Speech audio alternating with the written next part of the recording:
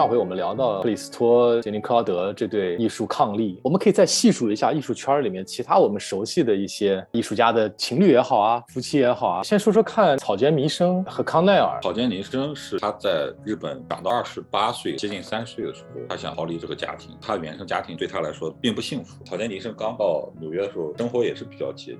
约瑟夫·康奈尔当时是比较知名的艺术家，在一次展览上他被草间弥生作品吸引到了，他们两人可以说是一见钟情，原生家庭可能都会给他们造成了一些不太好的一些阴影，这两个人在心理上可能就有一些契合的地方，他们也是更倾向于精神伴侣。她老公在草间弥生的艺术道路发展上给了她很大的一些启发和帮助。康奈尔的东西，他是把正常尺寸的一个东西啊，他把它界定在一个框里面。你比如说有些钥匙，你给它局限到这么一个小框里面，突然就变成一个尺度非常大的一个东西。把一个玩具小人放在旁边，就造成一个非常大的一个比例上的一个落差，就很像那种梦里面会出现的一些场景，很奇幻很魔幻。我觉得他们应该算是相对来说比较默契的艺术家 couple 了。当然也有很多那种相爱相杀的，你比如说像弗里达跟她老公结婚离婚结婚。你一说到相爱相杀，我脑海里立刻蹦出来的人物就是阿布拉莫维奇和他的一生的情人乌雷。阿布拉莫维奇他是被称为行为艺术之母，他跟乌雷相识相爱，他们一起合作产生了一些在行为艺术史上留下辉煌一笔的各种各样的作品。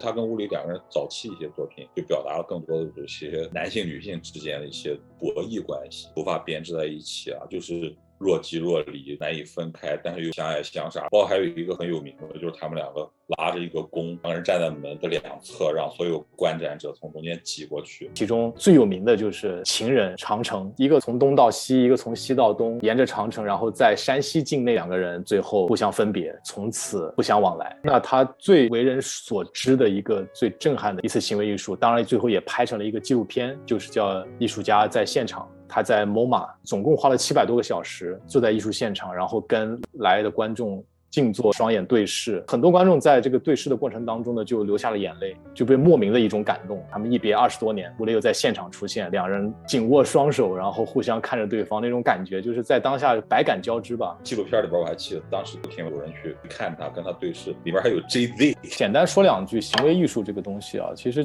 它是可能最能让受众产生强烈的生理反应和强烈的一个情感连接的东西，哪怕是厌恶恐惧，但同时呢它又是最不能让大众所理解的东西。我是觉得艺术这个东西它是由美学哲学人性然后包括艺术家自身的一些特点组成的这样一个东西，但是行为艺术这个美术性这块的比例相对削弱。我是会特别佩服从事行为艺术的这样的一群艺术家，他完全是把自己身体的东西他是抛弃掉的，完全是投入到他的这样的一个艺术创作和表达当中。他自己就是作品，他自己就是载体。说回到刚才 Yoko Ono 小野洋子和约翰列侬，其实小野洋子作为当代艺术家，他本身对整个的艺术世界并没有造成很大的影响力。我不知道是这个艺术市场的低估他了，还是本身他作为约翰列侬伴侣这样的角色削弱了他的艺术表达的成分。小野洋子跟约翰列侬就是他们搭上了流行文化这个车，所以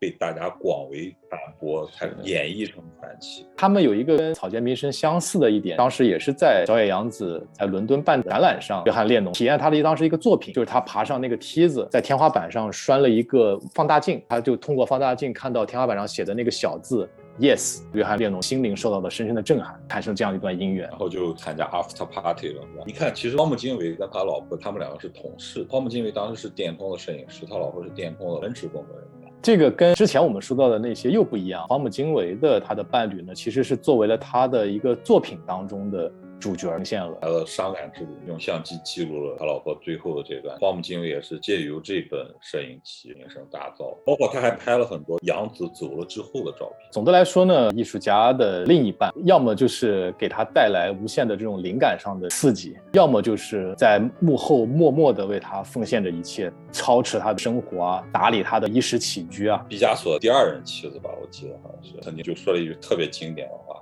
他说我知道遇到毕加索会是一场灾难，但是我也愿意加入到这场灾难当中。那是一个美丽的灾难。